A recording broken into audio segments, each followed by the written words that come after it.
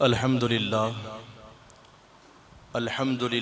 وحدہ والصلاة والسلام علی من لا نبی بعدہ وعلی آلہ وصحبہ الموفین وعدہ وبعد فاعوذ باللہ من الشیطان الرجیم بسم اللہ الرحمن الرحیم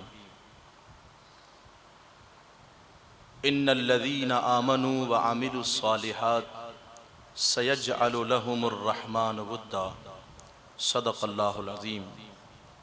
محترم سامعین، بالخصوص استاد گرامی، نمونہ سلف حضرت علامہ مزمل حسین اشرفی مدظ اللہ العلی، السلام علیکم ورحمۃ اللہ وبرکاتہ۔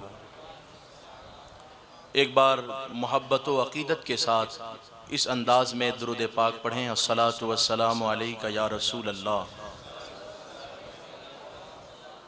وعلی آلک واصحابک یا حبیب اللہ صلی اللہ تعالی علیہ وسلم۔ عشق مصطفیٰ میں سرشار رہنے والے صحابی رسول حضرت قیس کے خاندان میں حضرت سعید اللہ قندھاری کا نام آتا ہے۔ قندھار افغانستان کا ایک علاقہ ہے۔ یہ سعید اللہ قندھاری نسبت کے پٹھان اسلامی فتوحات کے سلسلے میں داتا علی ہجویری کے نگر سے ہوتے ہوئے ہندوستان کے مشہور شہر بریلی میں تشریف لاتے ہیں۔ حضرت سعید اللہ کے اولاد میں اعظم خان، کاظم علی خان، رضا علی خان، نقی علی خان، اس طرح نسلاً بعد نسلاً یہ سلسلہ بڑھتا ہے۔ اور پھر نقی علی خان کے بیٹے کا نام احمد رضا خان ہے، جن کی یاد میں ہم اور آپ جمع ہوئے ہیں۔ امام اہل سنت کا خاندان اسلام میں کوئی نیا نہیں ہے، بلکہ امام اہل سنت کا سلسلہ نسب ایک ایسے صحابی سے ملتا ہے جو صحابی صحابہ کے درمیان عشق رسول کے حوالے سے ایک الگ پہچان رکھتے تھے، حضرت قیس رضی اللہ تعالیٰ۔ اگر ہم اس خاندان کے افراد کی بات کریں تو کاظم علی خان یہ اپنے دور کے ولی کامل تھے۔ اعلیٰ حضرت کے دادا رضا علی خان اپنے دور کے قطب تھے۔ اگر اعلیٰ حضرت کے والد کی بات کریں تو امام المتکلمین علامہ نقی علی خان اس ہستی کا نام ہے کہ اعلیٰ حضرت سے پہلے ہندوستان کی سرزمین پر مرجع فتاویٰ تھے۔ لوگ دینی سوالات حضرت امام نقی علی خان سے پوچھتے تھے، اور آپ کی کتابیں اس بات پر شاہد ہے، گواہ ہے کہ امام اہل سنت کو جو یہ فیضان ملا، عشق کا فیضان، علم کا فیضان، یہ فیضان آپ کو آپ کے والد سے ملا ہے، حضرت نقی علی خان رحمت اللہ علیہ۔ امام اہل سنت کی زندگی کا ایک مختصر خاکہ آپ کے سامنے پیش کر رہا ہوں۔ 4 سال کی عمر میں ناظرہ قرآن مکمل کر لیا۔ 6 سال کی عمر میں بریلی شریف میں میلاد کے موقع پر وقت کے اکابر علماء کی موجودگی میں 2 گھنٹے فضائل مصطفیٰ پر تقریر کی۔ 13 سال 10 مہینہ 4 دن یا 5 دن جتنے بھی علوم اور فنون تھے تمام علوم میں مہارت حاصل کر لی، اور آپ خود فرماتے ہیں کہ جس دن مجھ پر نماز فرض ہوئی، بالغ ہوا، اسی دن سارے علوم سے فراغت بھی حاصل کر چکا، اور اسی دن میں نے پہلا فتویٰ لکھا رضاعت کے حوالے سے، اور اپنے والد کو لے جا کر دکھایا۔ والد محترم کبھی میرے فتوے کو دیکھتے اور کبھی میرے چہرے کو دیکھتے کہ اس عمر میں اتنے سارے حوالوں کے ساتھ فتوے لکھنا۔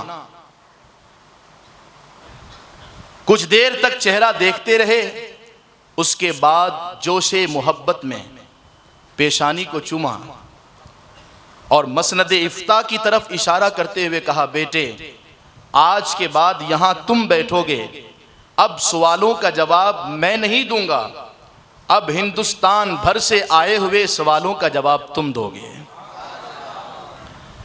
اب آپ سوچیں، جس دن نماز فرض ہوئی، جس دن بالغ ہوئے، اس دن یہ حال تھا۔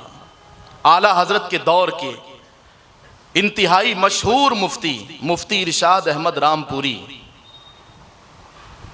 انہوں نے ایک فتویٰ جاری کیا اور پورے ہندوستان کے مشاہیر نے، بڑے بڑے علماء نے ان کی شہرت اور علمی دبدبے کو دیکھ کر اس پر دستخط کر دیے کہ مفتی ارشاد صاحب کا فتویٰ ہے تو انہوں نے ہی صحیح کہا ہوگا۔ چنانچہ وہ فتویٰ بریلی بھی پہنچا، ایک صاحب لے کر آئے مفتی ارشاد صاحب کا فتویٰ رحمت اللہ علیہ، تو اعلیٰ حضرت کے والد نے کہا کہ دیکھو حجرے میں مولوی صاحب بیٹھے ہیں، ان کو یہ دکھا دو۔ وہ صاحب اندر گئے، باہر تشریف لائے، کہا اندر کوئی مولوی صاحب نہیں، ایک نوخیز شہزادہ بیٹھا ہے۔ کہنے لگے ہاں انہی سے کہہ رہا ہوں، انہی کو وہ فتویٰ دکھاؤ، وہی ہمارے مفتی ہیں۔ فتویٰ لے جایا گیا، اعلیٰ حضرت نے فتوے کو پڑھا اور پڑھنے کے بعد کہا کہ مسئلہ غلط لکھا گیا ہے، جن علماء نے دستخط کیے انہوں نے غلطی کی ہے، صحیح جواب لکھ کر بھیجا۔ مفتی ارشاد رام پوری رحمت اللہ علیہ کے پاس وہ فتویٰ پہنچا۔ وہ اکابر جن کے دل صاف تھے آئینے کی طرح، یہ نہ دیکھا کہ 13 سال 10 دن 5 مہینے کا وہ نوخیز شہزادہ جس نے ابھی فتوے کی دنیا میں کوئی لمبا سفر طے نہیں کیا ہے، کوئی تجربہ نہیں ہے، لیکن جب دیکھا کہ صحیح یہی ہے تو فوراً کہا کہ ارشاد رام پوری نے جو لکھا تھا وہ غلط تھا اور بریلی کے مولوی احمد رضا نے جو لکھا ہے وہ صحیح لکھا ہے۔ یہ اس بات کی دلیل ہے کہ اس دور کے اکابر اللہ اکبر وہ اپنے قلبی حالات کے اعتبار سے بالکل مزکا تھے، ان کے اندر نفس اور انانیت نام کی کوئی چیز نہ تھی، حق ظاہر ہوا اور قبول کر لیا۔ اللہ ایسا علم نصیب فرمائے۔ یہ مختصر خاکہ ہے زندگی کا۔ 22 سال کی عمر میں حج کے لیے گئے تو وہاں ایک انتہائی مشہور عالم دین جو غالباً مالکی تھے، امام اہل سنت کے چہرے پر نظر پڑی، اس سے پہلے کوئی ملاقات نہیں تھی، چہرے کو دیکھا اور چہرے کو دیکھ کر کہا کہ مجھے اس بندے خدا سے معرفت کی خوشبو آتی ہے، اس کی پیشانی پر معرفت خداوندی کا نور چمک رہا ہے۔ پتہ کیا تو معلوم چلا کہ وہی احمد رضا خان ہیں، 22 سال کی عمر ہے۔ اللہ اکبر، میں کیا بتاؤں کہ میرے اعلیٰ حضرت کون ہیں۔ میں نے جو عنوان منتخب کیا ہے ذرا توجہ کے ساتھ سنیے، وقت بہت کم ہے اور بتانا مجھے بہت کچھ ہے، لیکن میں یقین رکھتا ہوں کہ انشاءاللہ جو باتیں میں نے لکھ کر لائی ہے وہ آپ تک پہنچا کر رہوں گا۔ امام احمد رضا اور علم حدیث، سب سے پہلے محدث سورتی رحمت اللہ علیہ کا وہ قول میں آپ کو سناتا ہوں۔ حضور محدث اعظم ہند کچوچوی رحمت اللہ علیہ نے ایک مرتبہ پوچھا کہ حضور اعلیٰ حضرت کا علم حدیث میں مقام کیا ہے؟ اس لیے کہ اس وقت تو ہندوستان والے یہ سمجھتے ہیں کہ آپ سے بڑا کوئی محدث نہیں۔ محدث سورتی رحمت اللہ علیہ اس ذات کا نام ہے جن کو پوری بخاری بغیر دیکھے یاد تھی۔ ایک ایسے محدث سے پوچھا گیا کہ آپ بتائیں کہ اعلیٰ حضرت کا مقام علم حدیث میں کیا ہے؟ تو کہنے لگے وہ تو اس وقت امیر المؤمنین فی الحدیث ہیں، اور ان کے علم حدیث کی بات کرتے ہو، اگر وسیع احمد صورتی برسوں ان کی خدمت میں بیٹھے اور ان سے شرف تلمذ حاصل کرے، ان کی بارگاہ میں بیٹھ کر خوشہ چینی کرے، تو بھی برسوں احمد رضا کی خدمت میں بیٹھ کر میں ان کے سنگ پا کو بھی نہیں پہنچ سکتا، میں ان کے قدموں کی دھول تک نہیں پہنچ سکتا۔ سوچیں تھوڑی دیر کے لیے، ایک ایسے محدث کا قول جن کو بخاری پوری یاد ہے، حضور محدث اعظم ہند کچوچوی نے خود فرمایا کہ امام احمد رضا اس محدث کا نام ہے جن کو فقہ حنفی کی ساری حدیثیں ازبر تھیں، اور صرف فقہ حنفی کی حدیثیں ازبر نہ تھی، بلکہ فقہ حنفی پر جن حدیثوں سے ظاہری طور پر سوال اٹھتا تھا، اعتراضات ہوتے تھے، وہ ساری حدیثیں بھی ازبر تھی اور ان حدیثوں کے جوابات بھی ازبر تھے۔ یہ محدث اعظم ہند نے فرمایا۔ اعلیٰ حضرت کی شخصیت کا اگر ہم اس حوالے سے جائزہ لیں، توجہ فرمائیں، یہ ایک نیا عنوان ہے، یہ ایک خشک عنوان ہے۔ ایسے عناوین پر مجھے معلوم ہے نہ سبحان اللہ کی آواز بلند ہوتی ہے نہ نعرے لگتے ہیں، اور یہ سچ ہے۔ ایسے سنجیدہ عناوین کو اسی طرح سنجیدگی سے سنیں تو شاید امام کی زندگی کا ایک پہلو آپ سمجھ سکیں۔ کون ہے اعلیٰ حضرت؟ امام اہل سنت فاضل بریلوی رضی اللہ تعالیٰ عنہ سے پوچھا گیا، حضور کتنی حدیث کی کتابیں آپ کے مطالعے میں رہتی ہے؟ ایک سانس میں 55 حدیث کی کتابوں کے نام گنا دیے، اور فرمایا اتنی کتابیں ہیں اور بھی اس کے علاوہ ہے، مگر ایک تلخ حقیقت بتا دوں، 1000 سے زیادہ کتابیں میرے اعلیٰ حضرت نے تو لکھی، مگر 350 کتابوں سے زیادہ ہم منظر عام پر نہیں لا سکے۔ لیکن وہ 350 کتابیں جو منظر عام پر آ سکی، جن پر تحقیق کی گئی، تو پتہ چلا کہ اعلیٰ حضرت کو تقریباً 450 حدیثوں کے کتاب حفظ تھی۔ یعنی آپ سوچیں، اب آپ کہیں حدیث کی کون سی کتاب؟ 5 صفحے والی، 10 صفحے والی کسی رسالے کی بات نہیں کر رہا ہوں۔ ان 450 کتابوں میں کچھ کتابیں ایسی ہیں جو 18, 20, 25 جلدوں کی ہے۔ مثال کے طور پر سنن کبریٰ آپ کو یاد تھی۔ یاد ہونے کا معنی یہ کہ اگر کوئی پوچھے کہ سنن کبریٰ کی یہ حدیث کہاں ہے، کس عنوان کے تحت لکھی ہے، تو میرے اعلیٰ حضرت بتا دیتے ہیں۔ سنن کبریٰ 10 جلدوں پر ہے، اس کے 10 پارٹس ہیں، اور کنز العمال 18 جلدیں ہیں، اور المعجم الکبیر للطبرانی 25 جلدوں پر ہے۔ اب آپ سوچیں 450 کتابوں میں یہ 3 کتابیں آپ اگر دیکھیں تو اسی کو پڑھتے پڑھتے ہم جیسوں کو شاید 25 سے 30 سال لگ جائے، بلکہ یہ بھی شاید ناکافی ہو جائے۔ مگر اعلیٰ حضرت فاضل بریلوی رضی اللہ عنہ کی کتابوں سے جنہوں نے تحقیق کی، یہ بات بھی حقیقت ہے کہ ایک علم والا اپنا سارا علم کتابوں میں نہیں لا پاتا، ضرورت کی چیزیں لکھتا ہے۔ یہ تو لکھی ہوئی کتابوں کی تحقیق کی روشنی میں کہہ رہے ہیں کہ 450 کتابیں آپ کی نظر میں تھی، اس کے علاوہ کتنا علم آپ کے پاس تھا حدیث کا، اس کا کوئی اندازہ نہیں لگا سکتا۔ بولیے سبحان اللہ۔ اعلیٰ حضرت امام اہل سنت، اگر ہم بات کریں علم حدیث کے حوالے سے، توجہ کے ساتھ سنیں، اے کاش امام کو سننے کا زاویہ ہمارا کچھ ایسا ہوتا، یا سمجھنے کا زاویہ کچھ ایسا ہوتا کہ ایک ایک رسالہ 20 صفحے کا 25 صفحے کا اٹھا کے پڑھتے۔ اللہ کی قسم، میں تو دعوے کے ساتھ اور چیلنج کے ساتھ کہتا ہوں کہ جو میرے اعلیٰ حضرت سے جتنا دور ہے غلط فہمی کی وجہ سے، صرف ایک رسالہ 20 یا 15 صفحے کا پڑھنے کو دے دیں اور اس سے کہیں صاحب اگر پڑھتے ہیں پڑھ لیتے ہیں، ایک رسالہ پڑھ لیجئے، وہ اعلیٰ حضرت کا دیوانہ ہو جائے گا۔ سید دلدار علی شاہ رحمۃ اللہ علیہ اعلیٰ حضرت سے عمر میں بڑے تھے اور سادات میں سے تھے، اور سید نعیم الدین مراد آبادی کے خاص دوست تھے، اور حضور صدر الافاضل اکثر بریلی ہی میں پہنچے رہتے تھے۔ تو ایک مرتبہ سید دلدار علی شاہ رحمۃ اللہ علیہ نے کہا کہ نعیم الدین دوست تھے، دوستانہ انداز میں کہا جب دیکھو بریلی بریلی بریلی، ارے تم سید ہو، خود بہت بڑے عالم ہو، کیا ضرورت ہے وہاں جانے کی؟ میں نے سنا ہے کہ وہ نسبت کا پٹھان ہے اور مزاج میں بہت سخت ہے۔ تو سید نعیم الدین مراد آبادی رحمۃ اللہ علیہ نے کہا میں کیوں جاتا ہوں وہ تو مجھے معلوم ہے، ایک بار تم بھی ساتھ میں چلو۔ ایک بار جانے کے لیے تیار ہو گئے۔ اعلیٰ حضرت نماز پڑھا رہے تھے، ایک رکعت باقی تھی۔ سید نعیم الدین مراد آبادی باوضو تھے، جماعت میں شامل ہو گئے۔ سید دلدار علی شاہ وضو کے لیے گئے کنویں کے پاس، تو دیکھا کہ وہاں پہ ایک نابالغ بچہ ہے، وہ پانی اٹھا اٹھا کے جو ہے ڈول میں رکھ رہا ہے۔ گئے قریب، پانی سے وضو کرنا چاہا تو اس بچے نے کہا کہ حضرت اجازت تو لے لیں، وضو کرنا ہے اس پانی سے۔ کہا اچھا ٹھیک ہے اجازت دے دو۔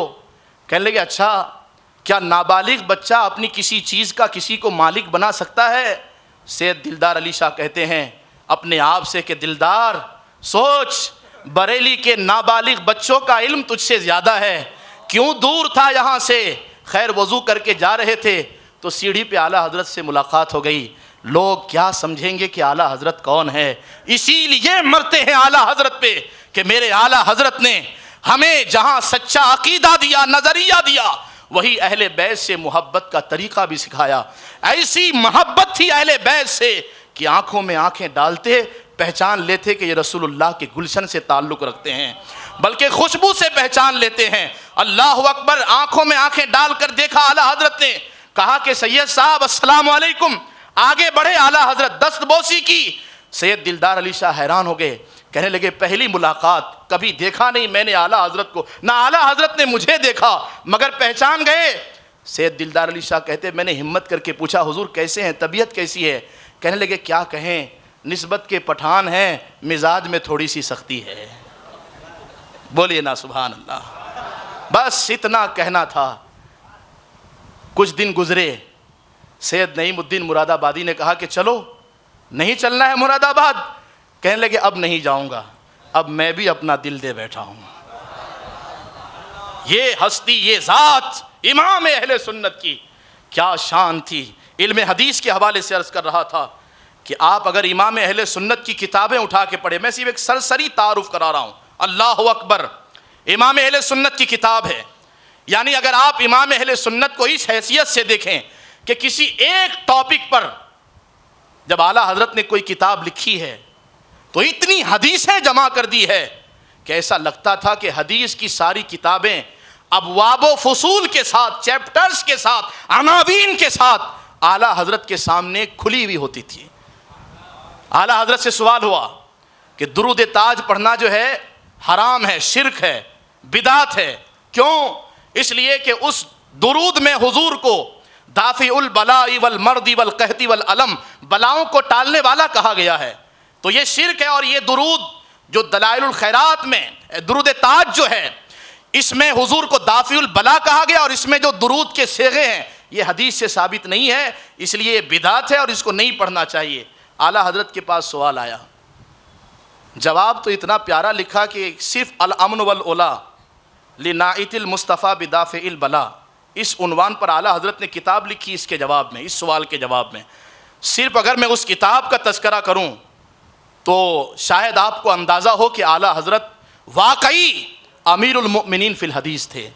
جواب کا آغاز یہاں سے کیا، بڑا پیارا جملہ کہا کہ زید کہتا ہے کہ دلائل الخیرات درود تاج میں حضور کو دافع البلاء کہا گیا ہے، اور اس میں جو درود کے صیغے ہیں وہ حدیث میں نہیں، بعد کے بزرگوں نے لکھا ہے، اس لیے اس کو نہیں پڑھنا چاہیے۔ تو اعلیٰ حضرت نے جواب یہاں سے لکھا کہ میں زید کو کون سی کتاب سے دلیل دوں، ساری کتابیں تو بعد میں لکھی گئی ہے، وہ تو سب بدعت ہے، میں کہاں سے دلیل دوں؟ بخاری بھی بعد میں لکھی گئی، مسلم بھی بعد میں، ترمذی بھی بعد میں، سنن ابن ماجہ بھی بعد میں، ساری سیاہ ستہ ساری کتابیں بعد میں لکھی گئی، تو میں زید کو کہاں سے ثبوت دوں؟ رہی بات ایمان والوں کے لیے، تو اے ایمان والوں تمہارے لیے تو آیت درود کافی ہے کہ اللہ نے اس میں جب درود پڑھنے کا حکم دیا تو نہ یہ کہا بیٹھ کر پڑھو، نہ یہ کہا کھڑے ہو کر پڑھو، نہ یہ کہا کہ ان صیغوں سے پڑھو، ان الفاظ سے پڑھو، بلکہ فرمایا صلو علیہ وسلموا تسلیما، جس طرح ہو سکے پڑھو، جن الفاظ سے چاہو پڑھو، کھڑے ہو کر پڑھو، بیٹھ کر پڑھو، بس جس طرح آسانی ہو پڑھو، پڑھو بس میرے محبوب پر درود تو پڑھو، میں خود پڑھتا ہوں، تم بھی خوب خوب پڑھو۔ ایمان والوں کے لیے آیت درود کافی ہے۔ اور رہی بات حضور کے دافع البلا ہونے کی، تو 50 آیتیں قرآن کی لکھ دی، 50 آیتیں، اور 50 آیتیں لکھنے کے بعد 300 حدیثیں لکھی۔ اور کمال میں آپ کو بتاتا ہوں، اتنا کچھ لکھے، کبھی کبھی میرے اعلیٰ حضرت کہتے ہیں وقت چونکہ کم تھا، سوالات اور بھی تھے، اس لیے اسی پر اکتفا کیا، ورنہ اس پر تو فقیر مجلدات تیار کر سکتا ہے، اس پر تو کئی جلدیں لکھی جا سکتی ہے۔ آپ سوچیں ایک عنوان پر 300 حدیثیں، الامن والعلا لنائت المصطفیٰ بدافع البلا۔ اسی طرح میرے اعلیٰ حضرت کی خدمت میں سوال ہوا کہ اب وہابیہ اعتراض کرنے لگے کہ حضور سید المرسلین ہے، اس کی کیا دلیل ہے؟ اعلیٰ حضرت نے کتاب لکھی تجلی الیقین بأن نبینا سید المرسلین، 100 حدیثوں سے ثابت کیا کہ حضور سارے نبیوں کے امام ہے۔ اور اعلیٰ حضرت کے دور میں فتنہ قادیانیت نے سر اٹھایا، اور اس وقت میرے اعلیٰ حضرت نے تقریباً، مجھے اس وقت جو کتابیں یاد آ رہی ہے، 5 سے 6 کتابیں اعلیٰ حضرت نے لکھی۔ ان میں سے ایک کتاب ہے جزاء اللہ عدوہ بإبائہ ختم النبوہ، اور اس کتاب میں میرے اعلیٰ حضرت نے 120 حدیثوں سے ثابت کیا کہ حضور آخری نبی ہیں، حضور کے بعد نہ حضور کے دور میں نہ قیامت تک کوئی نبی آ سکتا ہے، 120 حدیثیں۔ اور اسی طرح سے آپ سے سوال ہوا کہ کیا مردے سن سکتے ہیں، وہ مدد کر سکتے ہیں؟ سوال آیا، آپ نے کتاب لکھی حیات الموات فی سماع الاموات، اور اس کتاب میں آپ نے 77 حدیثیں لکھی، اور فرمایا مردے سنتے بھی ہیں، پہچانتے بھی ہیں، سلام کرو تو سلام کا جواب بھی دیتے ہیں۔ اسی طرح سے سجدہ تعظیمی کے حوالے سے پوچھا گیا کہ کیا تعظیماً کسی کا سجدہ کر سکتے ہیں، سجدے کی کیفیت میں ان کی تعظیم کر سکتے ہیں؟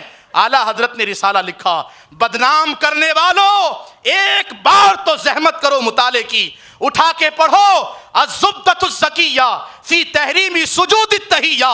میرے اعلیٰ حضرت نے 150 فقہ کی کتابوں سے نصوص لکھے، اور اس کے بعد 70 حدیثیں لکھی، اور اس کے بعد آپ نے اس مسئلے کو ثابت کیا کہ ہماری شریعت میں نہ عبادت کا سجدہ کسی کو جائز ہے، نہ سلام اور تعظیم کا سجدہ کسی کو جائز ہے۔ ایک بار تو پڑھو، تمہارے ایک مولوی نے پڑھا تھا ابو الحسن ندوی نے، تو اس نے یہ جملہ کمنٹ کیا تھا کہ وَهِيَ رِسَالَةٌ عَظِيمَةٌ تَدُلُّ عَلَى غَزَارَةِ عِلْمِهِ وَقُوَّةِ اسْتِدْلَالِهِ۔ ہاں میں بھی مان گیا کہ بریلی کے مولوی احمد رضا خان جیسا عالم اور ان کے جیسا محدث اس وقت ہندوستان میں کوئی نہیں ہے۔ یہ وہ ابو الحسن ندوی ہے جس کو عرب کی دنیا میں تاج الادب کا ایوارڈ دیا گیا، وہ بھی ایک رسالہ پڑھ کے اس نے سر جھکا دیا، گھٹنے ٹیک دیے۔ سوچیں تھوڑی دیر کے لیے، یہ تو میں نے ایک پہلو پیش کیا ہے کتابوں کے حوالے سے، کچھ باتیں رہ گئی۔ اب اگر اس پہلو سے آپ دیکھیں، یہ تو ہو گیا ایک ٹاپک پر حدیثیں جمع کرنا، اور پھر ایک حدیث کے لیے کئی کتابوں کا حوالہ دینا۔ ایک حدیث، ایک ٹاپک پر کئی حدیثیں، اور پھر اس میں سے ہر حدیث کے تعلق سے کبھی 30 کتابیں، کبھی 35 کتابیں، کبھی 40 کتابیں، اور صرف کتابوں کا نام نہیں، ہر محدث نے کس کس راوی سے وہ روایت لی ہے اس کا بھی ذکر کرتے ہیں۔ میں کچھ مثالیں دیتا ہوں۔ الامن والعلا سے، الامن والعلا میں اعلیٰ حضرت ایک حدیث نقل کی، اطلب الحوائج من حسان الوجوہ، ان چہروں کو وسیلہ بنا کر دعا کرو جنہیں دیکھ کر خدا یاد آ جائے۔ اس حدیث کے حوالے سے اعلیٰ حضرت نے 34 کتابوں کا حوالہ دیا ہے۔ اسی طرح سے الامن والعلا میں ایک حدیث اور ہے، اللہم اعز الاسلام باحب الرجلین الیک، بعمر ابن خطاب اور بابی جہل ابن حشام۔